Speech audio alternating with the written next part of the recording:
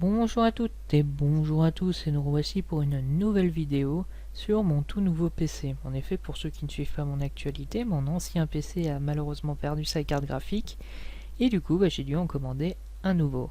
Ainsi j'étais en train de réinstaller l'ensemble de mes logiciels et je m'étais dit pourquoi est-ce que je ne ferais pas une vidéo où je leur présenterais Node.js et que je ferai l'installation avec eux. Alors, peut-être que ça ne vous parle absolument pas, donc on va commencer par le début. Node.js, qu'est-ce que c'est? Au vu du nom, on peut supposer que c'est un fichier JavaScript, c'est un fichier .js, mais qu'est-ce que c'est réellement? Node.js, c'est une plateforme logicielle libre et open source, très bas niveau, c'est un environnement de bas niveau qui va vous permettre de gérer des serveurs. Et attention, je précise bien, lorsque je parle de serveur architectural dans le sens de la relation client-serveur. Par exemple, j'ai un client HTTP, je vais vouloir un serveur HTTP. Je ne parle pas des machines physiques, nous sommes d'accord. L'idée, par exemple, Node va pouvoir nous permettre de créer différents serveurs, de gérer différents serveurs. Par exemple, j'ai envie de créer un serveur HTTP. Jusqu'à maintenant, on utilisait soit Apache, soit IIS, soit Glassfish. Là, c'est très simple, je vais dans mon environnement Node, et en JavaScript, en code, je vais lui dire, écoute, j'aimerais un serveur qui va écouter sur tel port, et ensuite qui va pouvoir traiter les différentes requêtes qu'on va lui passer. Et ainsi, j'ai mon client HTTP, je vais pouvoir lui répondre. Mais voilà, je tiens à préciser que Node, ce n'est pas que ça. Beaucoup réduisent la fonction de Node à la création de serveurs HTTP. Youpi, on peut faire des sites web avec maintenant un traitement côté serveur en JavaScript, ce que jusqu'à maintenant ça se faisait soit en PHP, en ASP ou en Java J2E. Maintenant on peut le faire en JavaScript. Mais il n'y a pas que le web. En réalité, on peut vraiment demander à Node de faire tout un tas de services et donc de faire tout un tas de serveurs. Par exemple, j'ai envie d'un serveur HTTP, je pourrais faire un serveur HTTP et le demander à Node. Il faudra des modules particuliers, mais techniquement je pourrais le faire. Je peux faire des serveurs applicatifs, je peux faire des web services. Si j'ai envie de faire un chat ou je sais pas, un jeu en réseau, je peux avoir des serveurs centralisés créés par Node. C'est pas juste un client, un serveur HTTP. Node, ça va un petit peu plus loin. Node, c'est quand même une technologie qui est assez récente. Elle a été créée par Ryan Liard Dahl en 2009. Et c'est utilisé par quelques petits sites, quelques petites entreprises comme par exemple Microsoft, LinkedIn, PayPal, Yahoo. Voilà, des petits noms si vous voulez. Mais ça commence un petit peu à se populariser et on trouve de plus en plus de sites. Évidemment, je l'ai dit avec ironie, mais voilà, il y a quand même des très grands noms. Non, vraiment, ça tend vraiment à se populariser. Et du coup, on pourrait se dire, pourquoi, je veux dire, qu'est-ce qui apporte de plus le fait que ça soit en JS par rapport à, je sais pas, PHP, que j'ai l'habitude d'utiliser avec mon magnifique Apache. Déjà, le point principal et même le gros avantage, ce pourquoi quasiment tout le monde l'utilise, c'est parce que c'est extrêmement rapide. C'est l'avantage du JavaScript. Je vous propose, avant de rentrer vraiment dans les détails, de voir quelques petits benchmarks pour illustrer que je ne vous mens pas. Ici, vous avez par exemple un comparatif en termes de accès concurrent. Donc ça veut dire que je vais avoir, par exemple, ici, je vais avoir 100 requêtes qui vont arriver. Ici, je vais en avoir 400. Ici, je vais en avoir 800. Et en combien de secondes, soit Node en rouge, soit Apache en bleu, va répondre. Et on va voir que Apache est très lent lorsqu'il reçoit de plus en plus de requêtes. Simultanées, j'entends. Alors qu'à l'inverse, Node reste potentiellement stable. Ici, c'est qu'un benchmark, mais c'est appuyé par un autre que j'ai trouvé et qui montre bien qu'au bout d'un moment, quoi qu'il arrive, PHP et Apache décollent, ils mettent du temps à répondre s'il y a énormément de gens qui demandent à accéder à cette ressource, alors qu'inversement, Node.js et HipHop VM, qui est les outils de Facebook, globalement, ça reste très stable. Et de même, encore une fois, un petit benchmark qui nous montre le nombre de requêtes par seconde qui est traité par les différents outils. On peut voir que PHP est à la traîne, surtout si on utilise des frameworks assez gourmands comme WordPress. Par contre, voilà, si on fait du hip-hop EVM, ça peut être pas mal. On augmente quand même de manière significative notre nombre de requêtes par seconde. Node, c'est encore plus performant, et en fait derrière il n'y a que le langage Go qui est plus rapide. Donc là voilà, c'est pour vous montrer que vraiment on a un gain significatif. Mais alors, comment marche cette rapidité? Pourquoi est-ce qu'au final Node.js est plus rapide que ce que ferait Apache et PHP? Qu'est-ce qui fait cette différence? Après tout, on nous a souvent appris, notamment ceux qui sont des vieux de la vieille, que le JS c'est lent, la manipulation d'arbres d'hommes, voilà, c'est une opération qui est pas rapide. C'est notamment là-dessus on peut remercier Google et ses très bons ingénieurs qui ont développé le moteur V8, qui est un moteur extrêmement rapide. L'idée c'est que quand on récupère la page, on ne fait plus de l'interprétation comme c'était fait avant, puisque c'était un langage interprété. Ce qu'on fait désormais, c'est de la compilation just-in-time, donc on compile le JS en code machine, et ensuite en plus il va y avoir encore une autre couche de optimisation des lignes machine, de ces traitements, pour le faire encore plus rapide. Et l'idée c'est que du coup quand on va arriver à faire l'animation, le déclenchement d'un événement ou quoi que ce soit, là ça va aller extrêmement vite car on est directement en base machine avec un code optimisé. Voilà, ça va aller extrêmement rapidement. Et il se trouve que justement Node.js repose sur le V8 de Google, donc déjà ça fait que notre JavaScript qui va être exécuté côté serveur va être extrêmement rapide. Mais pas que, il y a quand même un avantage structurel, on va dire, du point de vue du langage, c'est que derrière, le JavaScript, c'est quand même un langage qui est non bloquant grâce à une gestion événementielle. Qu'est-ce que j'entends par là? C'est qu'on va pouvoir faire plusieurs événements en asynchrone, donc en parallèle. Par exemple, quand je vais arriver ici, j'ai un grand traitement, et puis là je dis il va falloir que je télécharge un fichier. Télécharger un fichier, ça va me prendre du temps. Qu'est-ce que je fais notamment en PHP? C'est quand j'upload un fichier, je fais le submit, et là j'attends des plombes un chargement de la page, pendant que lui est en train d'envoyer le fichier, et ensuite une fois et seulement une fois que le chargement est terminé, alors j'ai ma page qui arrive. Heureusement en JavaScript, on peut dévier ce problème, c'est-à-dire qu'on va pouvoir faire le téléchargement d'un côté, et là on va être dans une structure non bloquante. Ça veut dire qu'en fait on va continuer à faire des choses, on va continuer à dérouler. Par exemple, si je veux uploader le truc, je vais continuer à gérer les événements de ma page, et je vais même par exemple faire une petite scroll bar, non pas une scroll bar, plutôt une progress bar que je vais remplir au fur et à mesure, et tout d'un coup je vais avoir un événement, on va me lever un événement en me disant le fichier que tu as demandé de télécharger, ça y est, il est terminé. Alors là, j'arrête ce que je suis en train de faire, et j'exécute la fonction callback, donc qui me disait quand c'est terminé, j'affiche le fichier, donc j'affiche mon fichier, et ensuite je reprends là où est-ce que j'étais, et je continue à dérouler. Et le grand avantage, c'est qu'ici, je ne plante pas comme un idiot à rester jusqu'à ce que le téléchargement est terminé. Je continue d'avancer, et une fois que c'est terminé, je vais voir ce que j'ai. Et j'exécute le traitement qui était nécessaire. Et ça là-dessus, le JavaScript est très fort. Là-dessus, c'est un langage événementiel. Et en outre, voilà, le fait que ce soit non bloquant, c'est que par exemple, quand je vais vouloir charger des fichiers, ça arrive très souvent de charger des fichiers ressources, etc.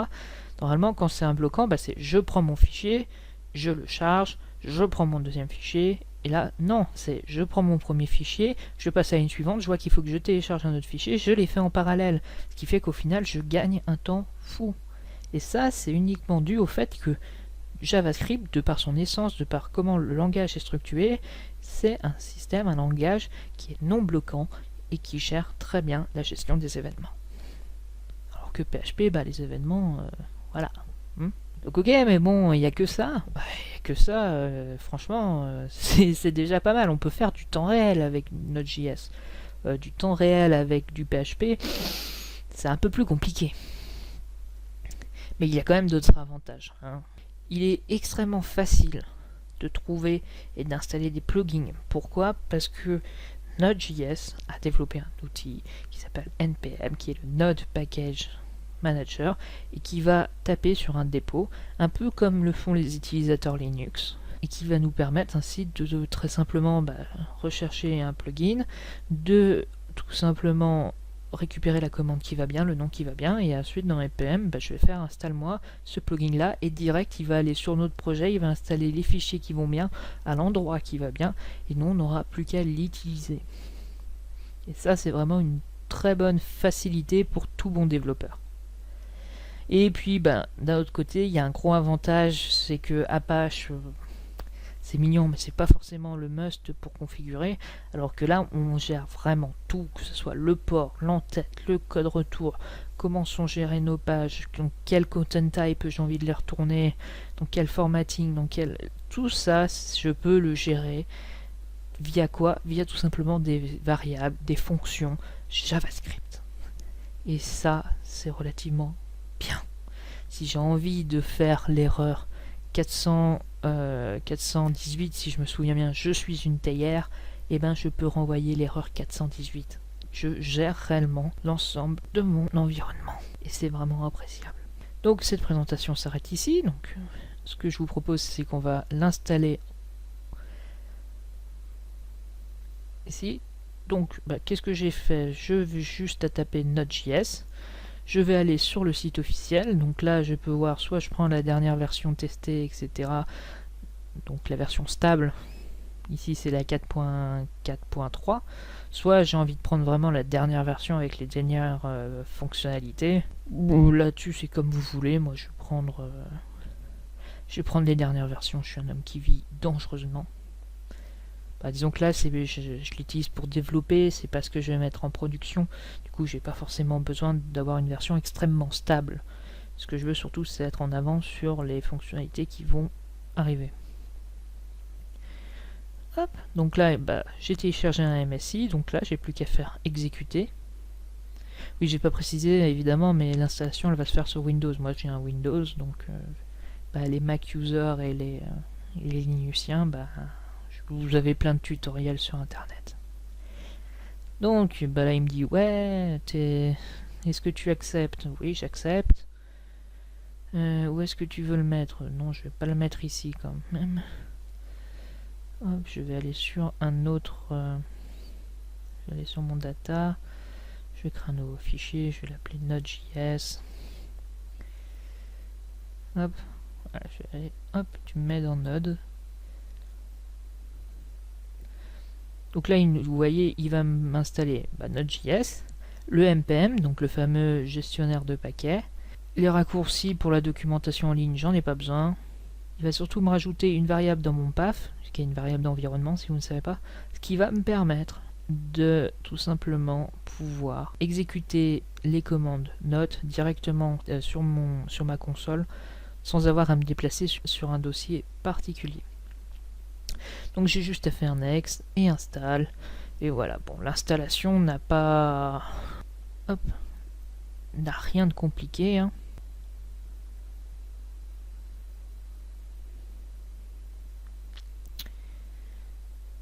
Donc normalement là, ça y est, comme vous pouvez le voir ici, j'ai un Node.js command prompt. Donc, qu'est-ce que je vais faire? Ce que je vais faire, hop, je vais ouvrir NetBeans. Je vais me créer un nouveau projet. Donc pas ouvrir, mais créer. Voilà, ça me va mieux. Ici, je peux voir qu'on me propose directement un template Node.js. Tant qu'à faire, je vais faire HTML5 et Node.js. Hop. Tu me le crées où tu veux. Moi, je vais appeler Node.js test. Je vais retenir le lien tant qu'à faire. Express, on verra sûrement dans une autre vidéo ce que c'est. Là, pour le moment, je ne vais pas faire. Hop, vas-y, fais-moi. Donc là, voilà, il va me créer mon dossier de dépendance pour mon package. Ici, j'ai un fichier vide.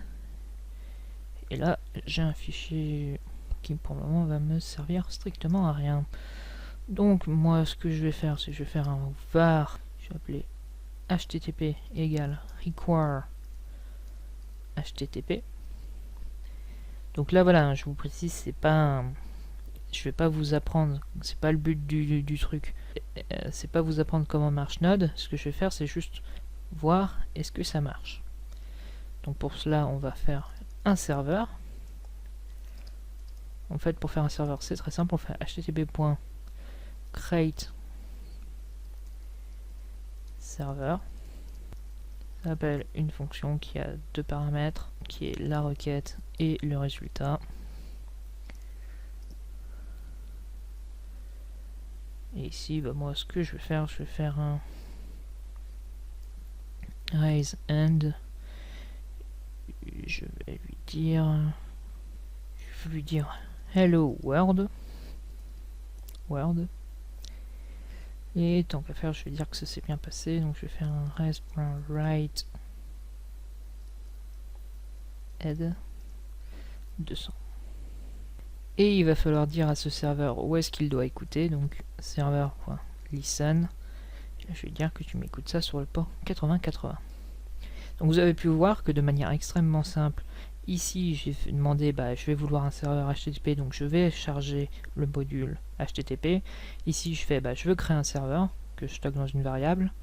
Et ici, peu importe la requête, pour le moment c'est pas l'important, peu importe la requête, toi en résultat tu vas lui renvoyer une page, un résultat HTTP avec le code 200, donc la page s'est bien passée, et tu lui envoies Hello World. Au passage c'est World plutôt, parce que bonjour mot c'est un peu triste.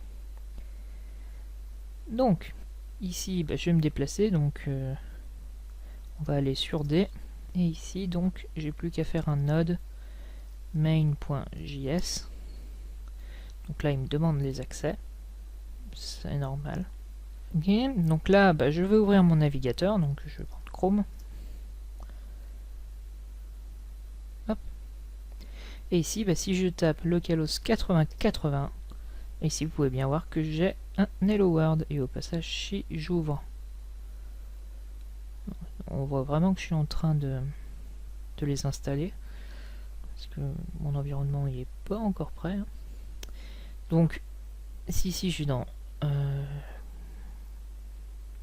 Network, j'actualise, on peut voir que j'ai eu mon localhost qui était ici, et en header j'ai bien le 200.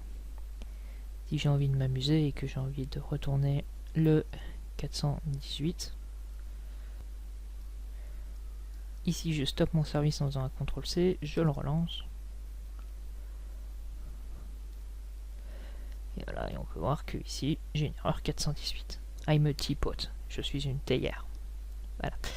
L'idée, c'est pas de vous expliquer comment est-ce qu'on va programmer ça on va sûrement le faire dans une autre vidéo. L'idée c'est que vous avez pu voir une présentation générale de à quoi sert Node.js, et derrière vous avez pu voir que de manière très simple, mais vraiment très simple, j'ai pu tout simplement créer un serveur HTTP. Si j'aurais voulu, après j'aurais pu créer un serveur avec des sockets, etc. Tout ça on le verra peut-être, je ne sais pas. Ça dépendra aussi de vous, si vous le demandez, je le ferai. Mais voilà, vous avez pu voir comment l'installer, c'est pas compliqué. Et j'espère que tout ça sera un peu mieux préparé, dans le sens où j'aurai tout mon environnement et mes outils comme j'ai l'habitude de les utiliser, parce qu'en ce moment, je suis en phase d'installation. C'est très marrant lorsqu'on a plus de 200 gigas de logiciels, de données, etc. à transférer d'un PC à un autre. C'est très... on s'amuse beaucoup. Mais bon, ça me donne des idées de vidéos qui me disent pourquoi est-ce qu'on n'installerait pas ensemble Node.js par exemple.